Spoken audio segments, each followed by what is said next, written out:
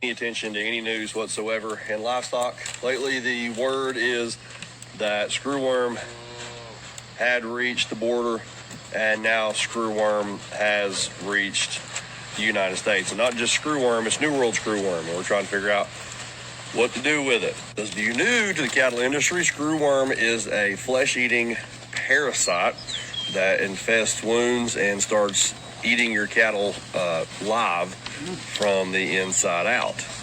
So far, it's... Okay, so there have been reports in Texas that there is a screwworm that they have found in a calf. This is a flesh-eating screwworm found in a Texas cow. Actually, there's two that have been found. We're in two different baby calves. And basically it's a fly that deposits its parasitic flesh-eating offspring inside cows.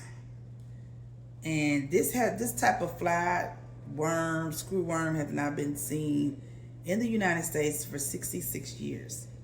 So this is really a problem because this can affect the beef industry if they don't get a hold of this ASAP. This thing is really gross. The flies, it's a fly, and then they lay their eggs in animals' open wounds or body openings, such as the eyes, ears, nose, mouth, or genitals. Once hatched, the maggots bury into their host's flesh using a screw-like motion that lends the species its name. The maggots have sharp mouth hooks that can cause extensive damage, deepening the wound and raising the chance of secondary infections. The infestation can be painful, cause swelling and bleeding, and produce a foul smell. So this is not good for those of you that farm animals. Okay, let's continue to listen.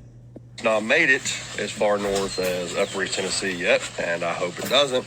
But in the interest of safety and caution, what can you be on the lookout for in your herd? So the Tennessee Department of Ag just put out a statement. It's just like, well, what you need to do is you need to monitor your animals closely. Be checking on eyes, ears, noses, any orifice, basically.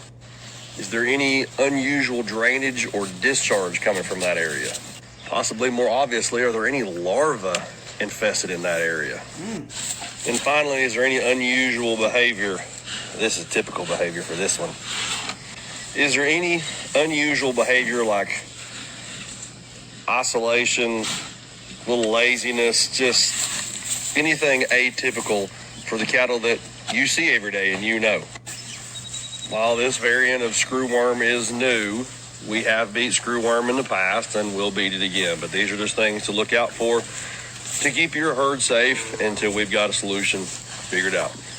Take care of yourselves and your cattle. And so there you have it. So yeah, so these things, they're calling them the New World screwworms, but like I say, it's a fly, and it feeds on the living flesh of warm-blooded animals. So for those of you that are farmers and you have cows and cattle, you want to keep a close eye on your cattle to make sure they're not acting funny or weird. There is very rare cases of these flies landing on humans, so I don't think we have to worry too much there. But yeah, they need to go ahead and get a hold of this, because if not, it could really affect the cattle industry and beef industry.